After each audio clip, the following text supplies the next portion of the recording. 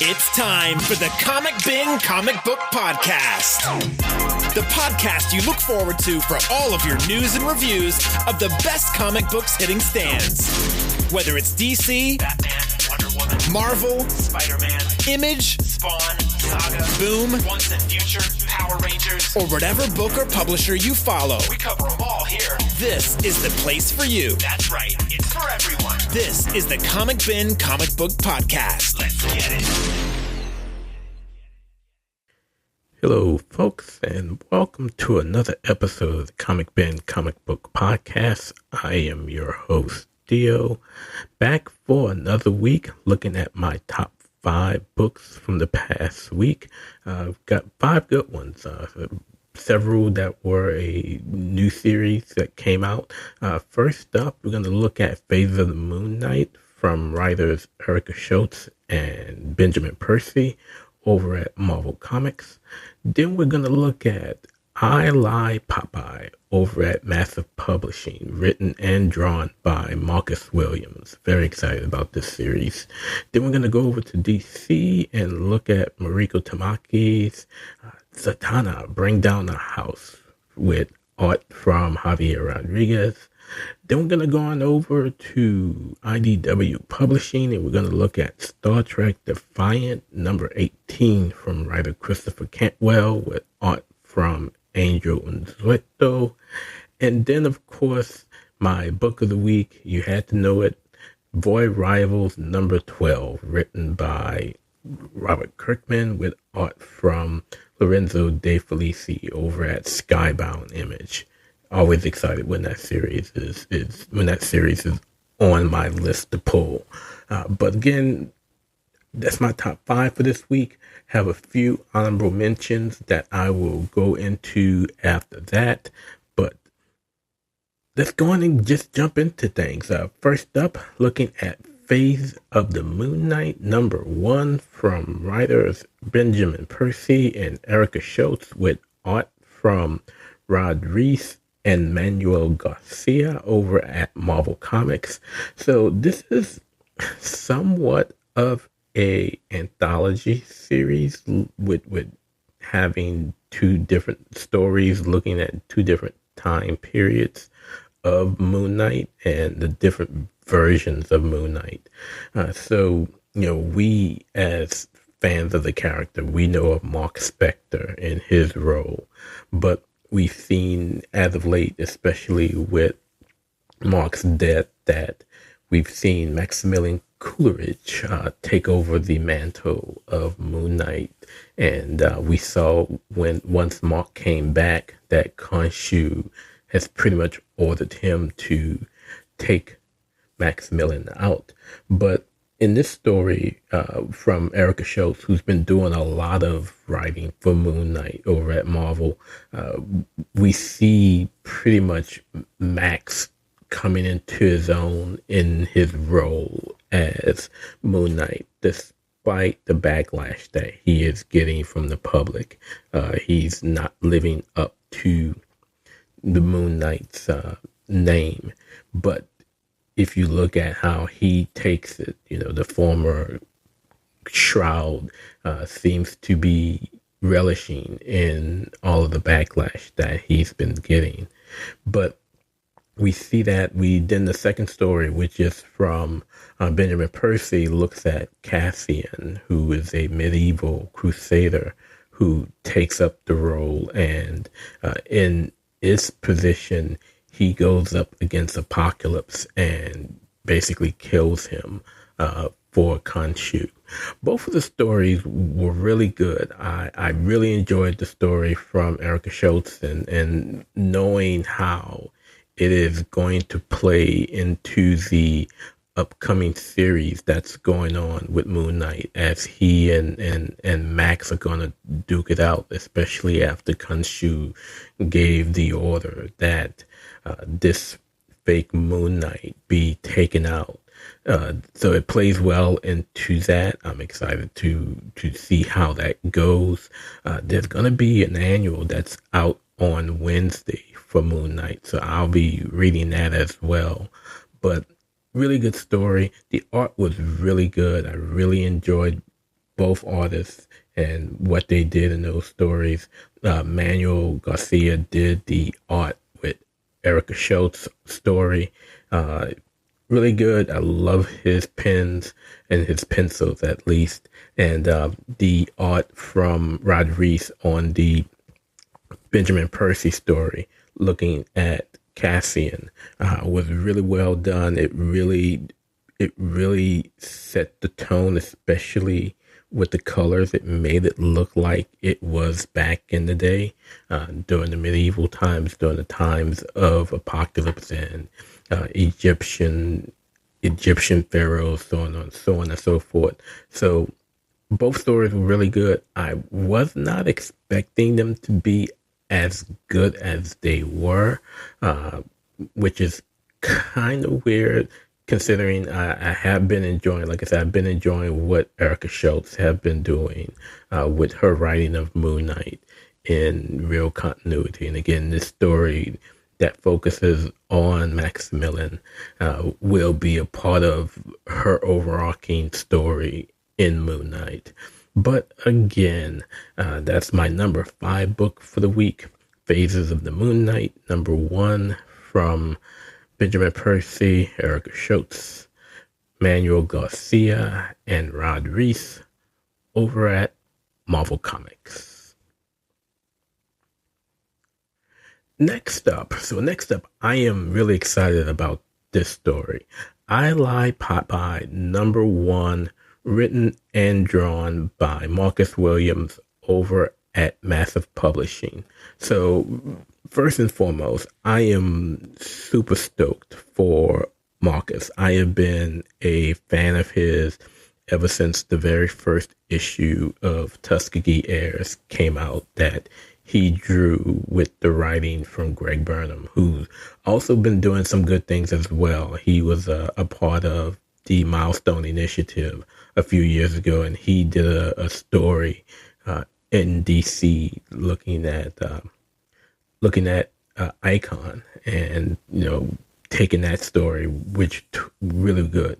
But I've been a fan of Marcus for quite a while. Every time I see him at a con, whether it's here in New Orleans at Fan Expo or anywhere else, I first met him at Dragon Con in Atlanta. And, I've always been a fan of his style of drawing. He has this anime style, this manga style, which is really, really good. And I really enjoy it. Every time I see him, at a con, I somehow pick up a print and run out of space to hang him up. But this story is really, really weird in a good way. It looks at, the initial premise of the story is there's this reporter who is on the task of trying to figure out how Popeye lost his eye. And with that quest, she gets multiple versions from Olive Oil. She gets a version from Brutus.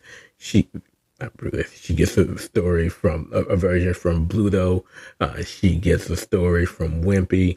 So she gets these different versions of how Popeye lost his eye, and she never hears anything from Popeye himself. But in the end, it was all a ruse, and it was all for the Wicked Witch to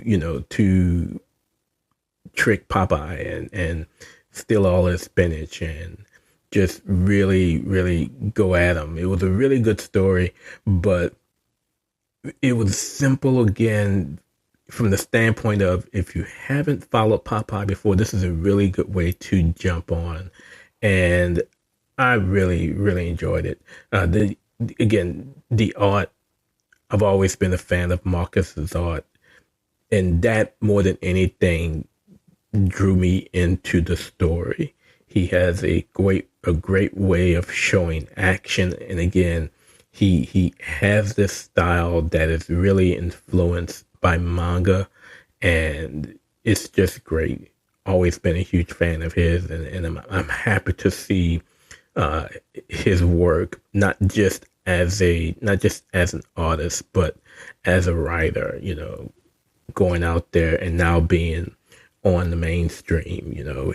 He and Greg does a lot of independent stuff, and they push and publish a lot of their own books, and you see them at cons. So to see that a publisher has picked it up and then selling his work in comic shops everywhere, it's just, I'm super stoked for him. I'm happy for his success, and I'll be picking this up no matter what, to support him and the work that he's done over the years. Huge fan of his. But again, I Lie, Popeye #1, written and drawn by Marcus Williams over at Massive Publishing. Pick it up. You'll enjoy it if you're a fan of the character. Again, child of the 80s. Always woke up on Saturday mornings to watch Popeye on TV. So pick it up. I Lie, Popeye #1. Then we're going to move on over to DC Comics and Zatanna Bring Down a House #3, written by Mariko Tamaki with art by Javier Rodriguez. So in this issue, we've seen over the past two that Zatanna has been on this mission to prove that she is not a magician. She doesn't do magic. She does tricks with pulling, when we look at magic here in our world, it's all about deception and deceiving the eye and things not going as they seem. And that's what Zatanna sees herself as whenever people ask her about doing magic. She doesn't do magic, she does tricks. And what we see now, particularly in issue 2, is these magic orders of sorts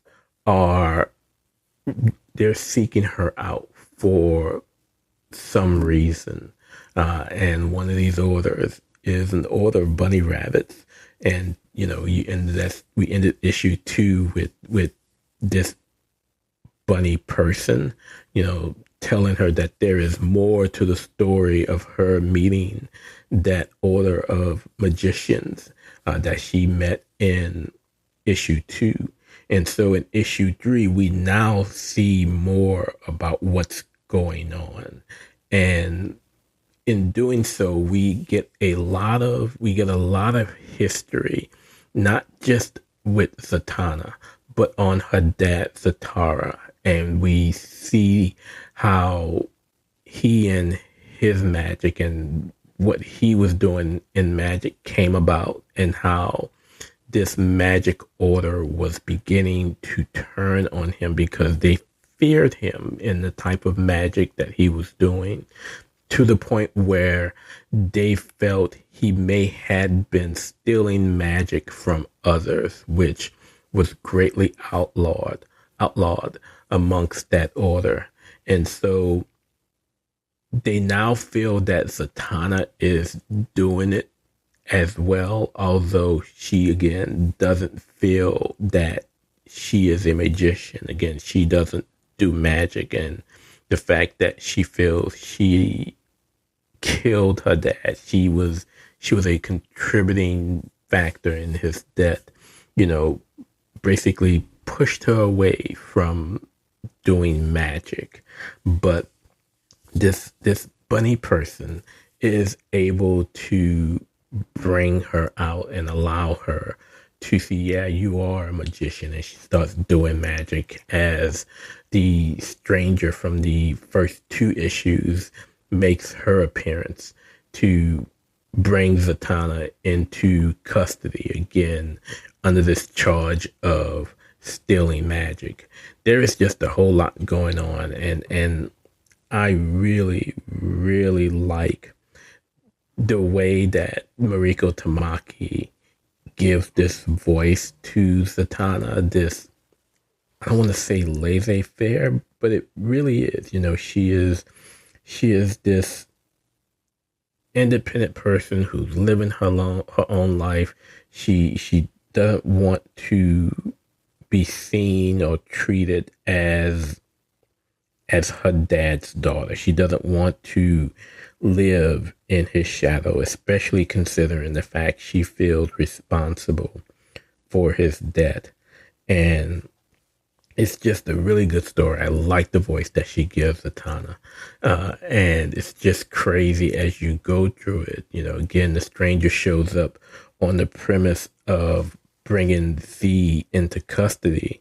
But in the end, we now have another appearance. And if there's going to be a story that involves Zatanna, there has to be a mention or an appearance of John Constantine. And that's exactly what happens, at the end, as the stranger is fighting with the bunny lady. She is, they're going back and forth as far as, the having this power that she really doesn't know about. And of course, Constantine shows up doing, the normal Constantine types of things, ordering food and saying Zatanna's going to pay for it, just being a jerk that he is. And great story. Again, I really, really enjoy the voice that Mariko Tamaki gives to her characters, whether she was doing Bruce Wayne and Detective or she was doing the Huntress backup stories. Completely loved it all. But looking at the art has always been this simplistic style from Javier Rodriguez. I really like it. I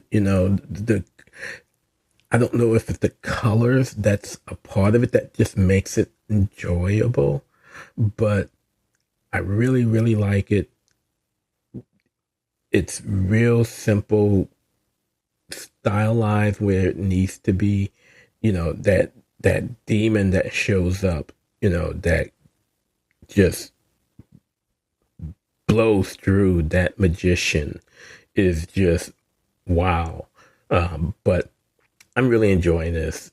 I for some reason, I just gravitate to anything that Mariko Tamaki has done of late, and she really does well with it. I'm really enjoying it.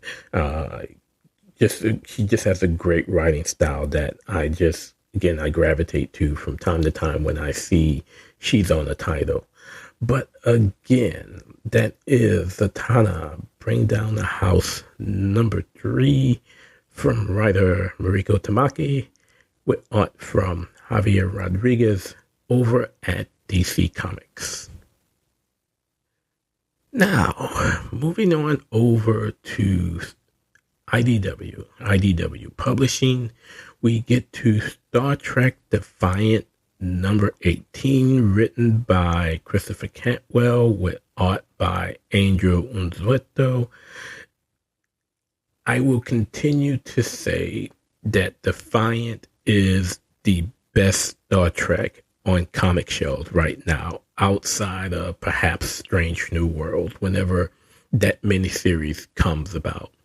I don't know what it is, and there is no doubt that it is in the same world as Jackson Lansing and Colin Kelly's Star Trek. It is the same universe, but it's not. For some reason, you go into Star Trek and there's all this mystical God stuff, and again, I think part of it is the fact that I have a bias against Benjamin Sisko that I just can't shake.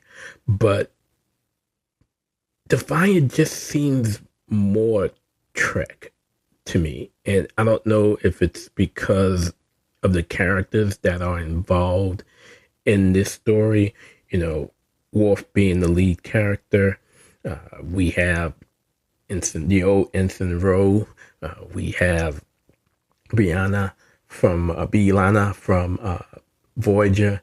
We have Spock. We have Selah, the daughter of Ensign Yar, or not Ensign, Lieutenant Yar.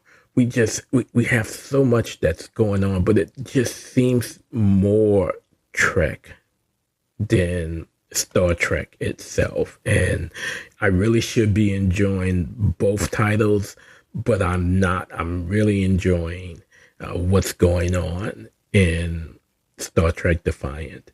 So again, just a quick synopsis of what's going on in this issue. Is continuing this story where Selah's father has initiated this coup, and the Praetor and I want to say that was the president of the Romulans, or the head of the council of the Romulans, were not necessarily kidnapped, but they were kidnapped by Worf and B'Elanna and Ro and taken to this planet.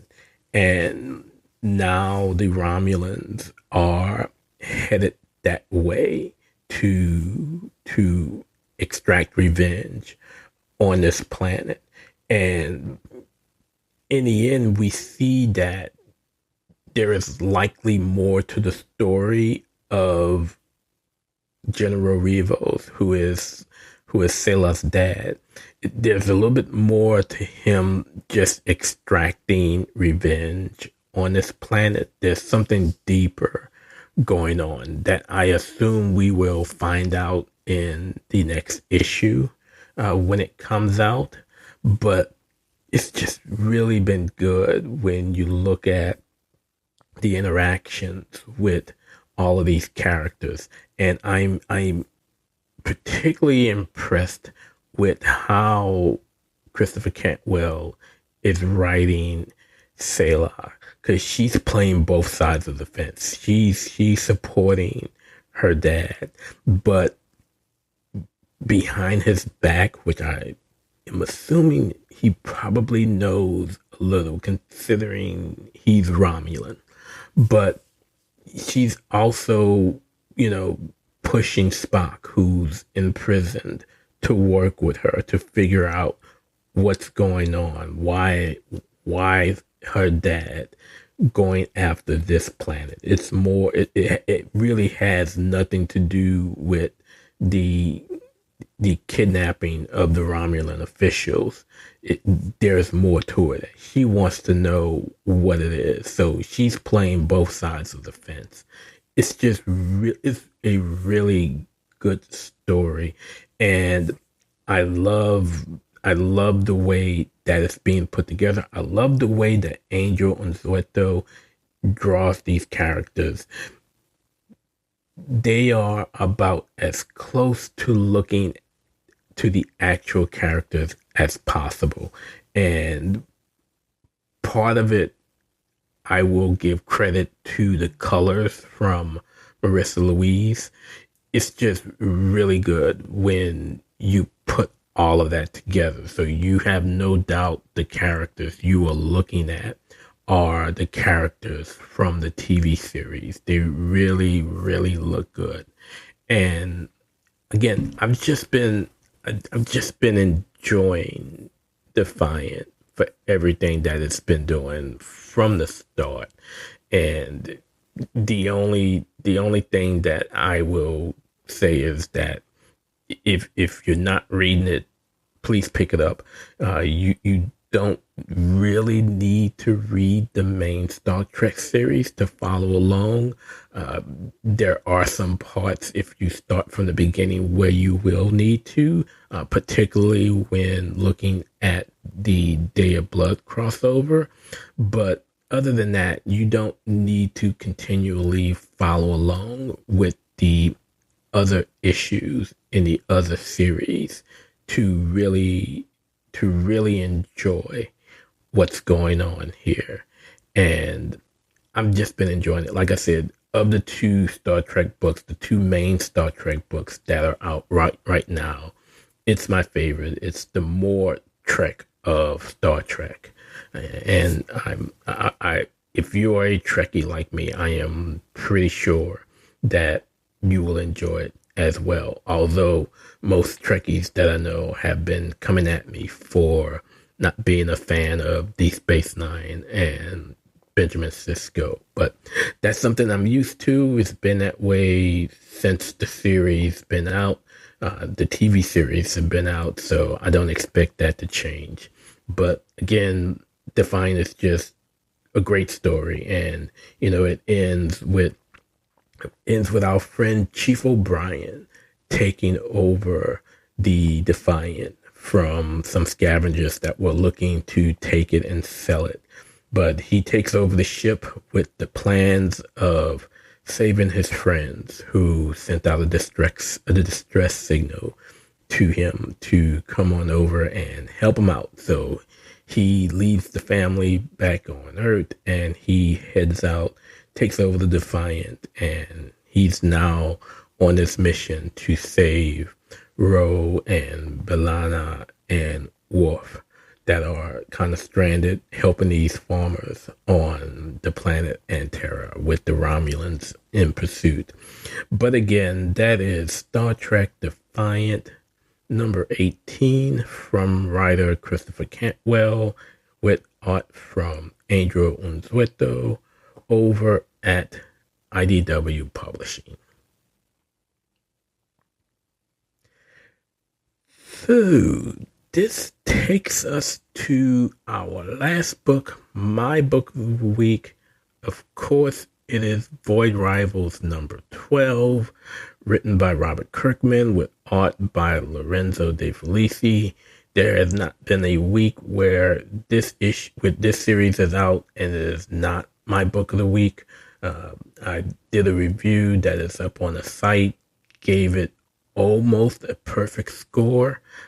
Again, there was just one piece in it that I did not care for, and that was the one thing that didn't make this another perfect issue from this series.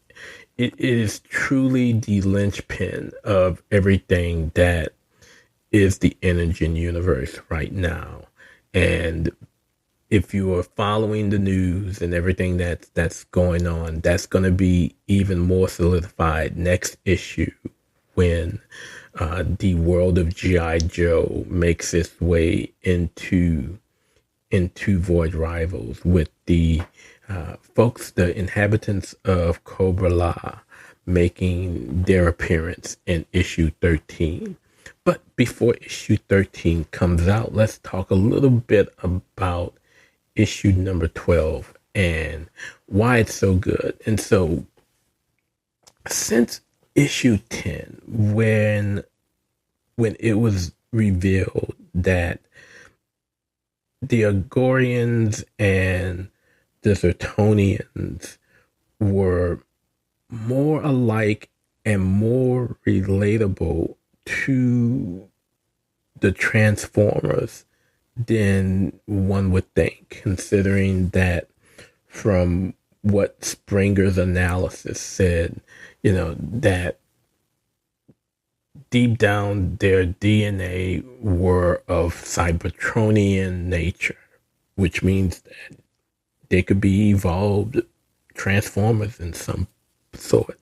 And we got the reveal that the gem on their foreheads were actually ports for Energon. There was just so much that was revealed in issue number 10 that you really was wondering what else could Kirkman do that would make this story continue on with this great track that it's been on since the beginning. And we saw in issue 11, we saw this big battle where Zaliek is sending his army to go after them. They're pushed back. We see Springer give to one of the soldiers data that the Zertonians could use to learn how to use those Energon ports and how the Energon could be used, especially the Energon that's in the Sacred Ring, to help out the Zertonians. There was just so much going on in issue 11, and it ended with Solila basically saying, because at this point Derek is saying, okay, let's get to Agoria, let's get to my home so that we can reveal the same data to see that, hey, we're more alike than we are apart. And at that point, Solila says it's time for them to go their separate ways. And it makes you wonder why that is the case. And so that's where things pick up in issue 12, where Solila is making her preparations to leave, and Derek wants to go with her. And she kind of says, well, no, this is something that I really need to do on my own. And at the same time this is going on, Zaliak and Dylan, Derek's dad, is basically talking about what Derek and Solila has found out about how the Agorians and the Zertonians are more alike than not. And it's been a secret that has been known and has been kept from the people for centuries. And the two leaders truly feel that there is a greater reason why their people cannot come together. And now that Zali has admitted failure in stopping Solila and Derek, Dylan now says he's going to do it in his own way. And you could really see the tension between those two. There is hatred, but there is tolerance, considering this secret that they've been keeping from their peoples has a greater risk than them not. So, it's just been a great story moving along. If you can remember, Proximus isn't dead. He was shown to be being dragged. He grabbed hold on one of those vehicles in issue 11. And so he's recuperating and trying to heal himself. Considering that what was destroyed was robotic prosthetics anyway, it's probably more him, healing his mood and his psyche, and how he, being the greatest warrior, was defeated. But he meets the kid from early in the series that helped Solila escape to, find Derek. And something tells me there is more to this kid than meets the eye. And I don't know if he has some relation to Solila. And the only reason why I say that is because he looks faintly similar to Solila's brother, who she faintly mentions at the end of issue 12. But something tells me there is more to this kid than meets the eye. No pun intended there. But we'll see as the series progresses. But again, Solila and Derek, they're about to part ways. And what happens is they have a moment between the two of them where, me personally, I thought they were going to kiss. And they didn't. But what they ended up doing was the engine ports basically touched each other. They connected. And that set off something that seems to be unknown to them, where this being deep within the sacred ring stirs and opens his eyes. And so I was personally wondering whether or not it was Zerda, but there have been some others on the internet who think that it could be Unicron from the Transformer world that was being awakened. But we shall see. I'm not sure, but I'm excited to know. But it was just exciting to see the story in that way. You know, there's this legend about, you know, Zerda, this god that the Zatonians worship, and now you add in this piece that Zerda might actually be a transformer, considering the story Springer told, and now you add on the secret that the Zatonians and the Agorians might actually be the same or similar, and you have something that just might be ready to explode when everything comes together. And now there's this thing that's sitting deep within the sacred ring. Again, I don't know. I'm assuming that it's not Zerda, considering so many of the assumptions out there that it might actually be Unicron, which I can see as well, considering the makeup of that character from back in the day and on Transformers. But I am so stoked about this series more than any of the other titles within the Energy universe. And that's not saying that the stories have not been good. In the other titles, they've been wonderful. I cannot wait to see what Joshua Williamson does with G.I. Joe when it comes out in November. But what Robert Kirkman has been doing with Void Rivals, and as he's been slowly adding the other pieces of the universe to the story, just, again, it solidifies its role as the linchpin of everything that the Energy universe is supposed to be. And I am so stoked about it. Now, I mentioned earlier that there was one thing that kept this book from being a 5-star perfect 10 issue. And that one thing was the little snippet that included Skullzoid, you know, doing whatever this mission is, stealing whatever the item that he stole, and, you know, running off with that, and he just being unsure of himself, as he always has.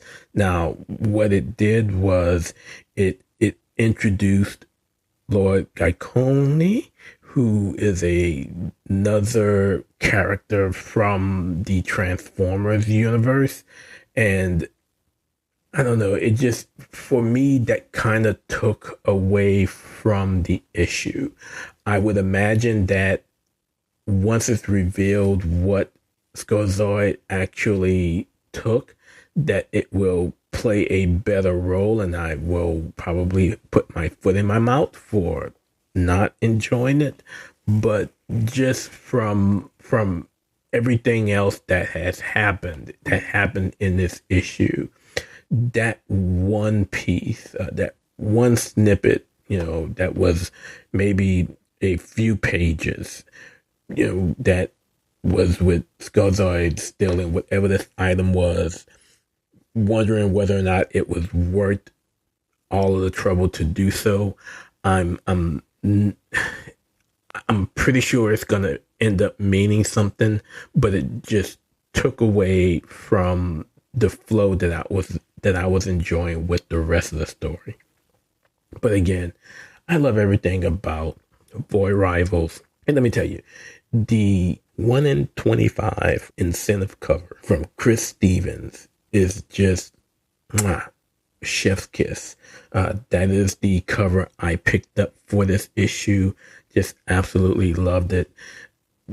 And you know me, I don't usually talk covers, but just everything about this has just been phenomenal. Now, I mentioned this in my review, and if you guys feel the same way, please let me know. And if you don't feel the same way, let me know. But for some reason, if it is possible for someone's style to actually improve as a series goes on, Lorenzo De Felici is showing it. And it's just, for some reason, it looks like his pencils are getting better. And what I mentioned in my review as evidence of this is, for some reason, and I don't know if it's by design or again, if it's just progress, he is drawing his characters better. And if you could really see it when you look at how he is drawing Solila now, she looks beautiful on the page. Now, granted, when the series first started, they were stranded on the planetoid. She was roughed up from her ship crashing. Her and Derek had it out, so there was a lot going on. She was in prison, blah, blah, blah, blah, blah. But no matter what, as you look at each issue, she just appears, there's more of a glow to her than any other issue. And again, I don't know if it's by design, if there's an intention to it, or it's just been the improvement of the artist. And it just took me by surprise when I looked at one of the pages where she was smiling at Derek. And I just told myself how beautiful she looked. She took off her helmet, and it was right before they kissed. And they didn't kiss, but right before their ports connected. And I don't know if that was done by mistake, or if that is a way that the cultures actually show affection.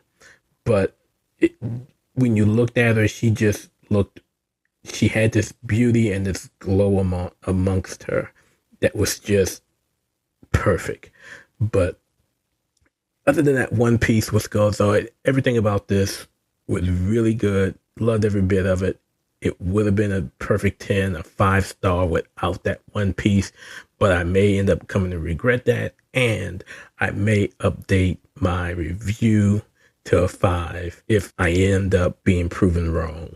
But again, my book of the week for this week, Void Rivals number 12 from Robert Kirkman and Lorenzo De Felici over at Skybound Image. All right, so before closing out, let's get into my honorable mentions. These were stories that I read that were okay, but not okay enough to get into the top 5. First up, Nemesis Rogues Gallery number 2 from Mark Millar and Valerio Giordano. I thought that once the big game was done, that everything was finished with this big, huge world that Mark Millar had created and crossover. But we see that he has slowly been bringing these characters back. We have the Prodigy on Mars story that's going on. Nightclub is back. Nemesis is back. So really enjoyed issue 2. I'll be continuing to read that. But I'm happy that we're still able to get this universe in Millar world continuing. Then over at DC, Power Girl number 12 from Leah Williams with art from Travis Moore. I don't know what it is. I was really sour on this series when it first started, and it really wasn't that great. And part of it is probably due to the fact that this Power Girl, this Kara Zor-El is not the Power Girl that I grew up with, but I am slowly coming around to this character. And this issue, the last few issues actually have been really good. And Leah Williams has been allowing her to really come into her own as an individual, particularly now that her and Axel are on this date. So I am going to continue following it to see where things go. The issue ended with her and Axel looking in on Omen and seeing that Omen is not in a good place. So I would assume that, in the next issue, in issue 13, that she and Axel are going to make their way from Asgard to go in and check up on Omen to see where she is mentally, because she really, as the issue ended, was not looking in a good place. So we'll see how that goes and how Kara, as a therapist, handles that, considering this is more than just a patient. Omen is her friend. She's her roommate. So she will definitely have to handle that situation quite differently than any of her regular patients.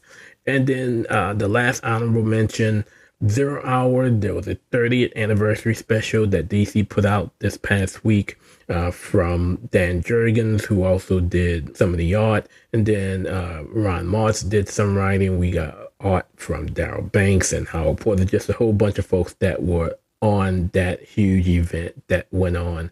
But I read that, brought back some old times and some old feelings on just how much and how important Green Arrow is to the DC universe.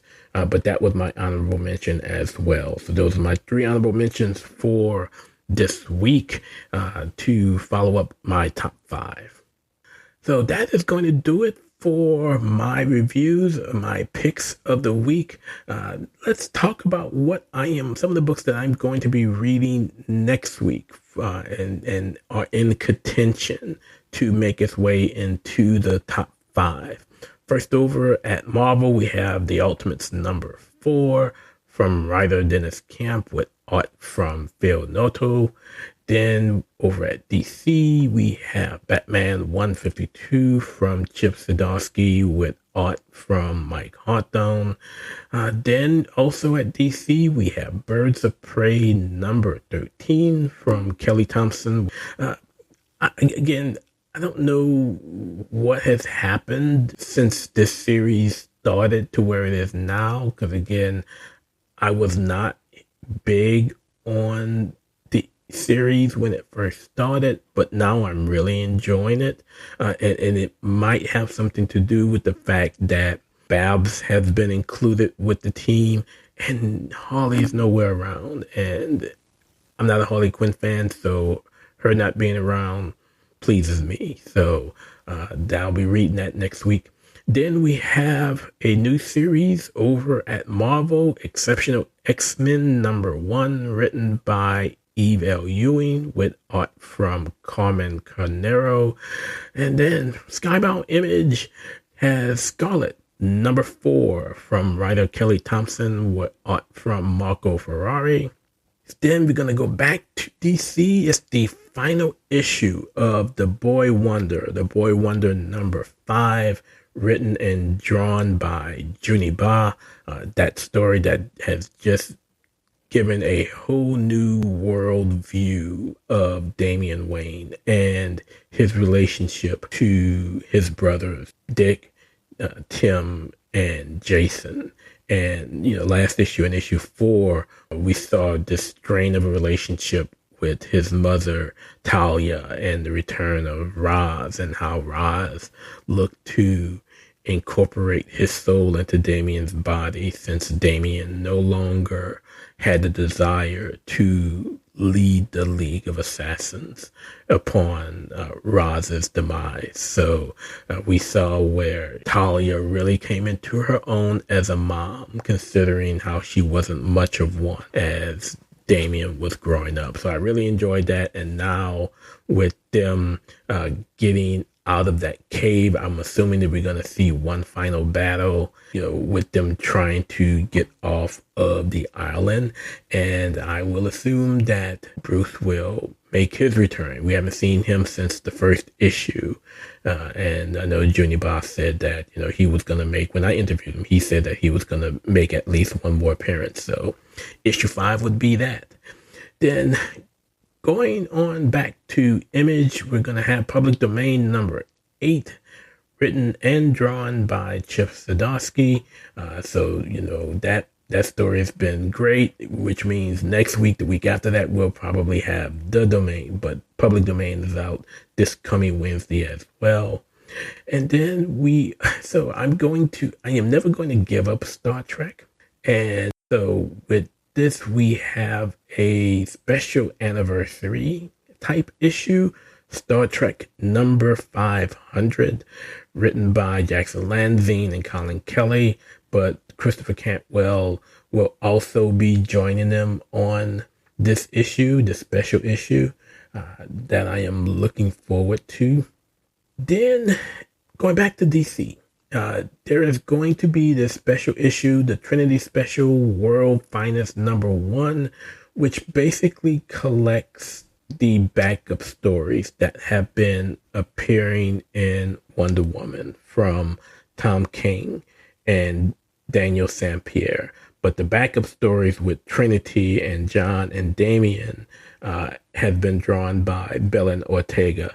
Those backup stories has been the highlight of the Wonder Woman series. And that's not to say that Wonder Woman has been a bad story. It hasn't. And I've given credit to Tom King for really doing well with Wonder Woman and this Wonder Woman story that he's doing. But this special is going to collect those backup stories in Wonder Woman into one special issue. And then finally, and I'm not certain if this story is actually going to be out this Wednesday because I am seeing 2 different dates. But that is Gotcha Man number 3 over at Mad Cave Studios from writer Cullen Bunn with art from Chris Batista, which we will see June, aka the Swan, infiltrate the Devil Star's headquarters in her efforts, in the Science Ninja Team efforts to find the whereabouts of the scientists that Galactor have kidnapped. So again, I'm not sure if that issue is actually out on Wednesday or the following week. I'm seeing 2 different dates, and I'm trying to confirm that with the folks over at Mad Cave. But again, another good week of great stories coming out. I am truly stoked and excited to see what the end result will be for each of them, and can't wait to pick them up. That is going to do it for this episode of the Comic Ben Comic Book Podcast. I'd like to thank you all for your continued support of the program. The Comic Ben Podcast, as well as the Comic Book Spot, are a part of the Comic Book Source family of sites and media. You can follow the podcast on Twitter X at comic_Ben, or my personal account at BatmanFan_4Life. You can also find us on Facebook, Instagram, Blue Sky, and Threads. We're all over social media.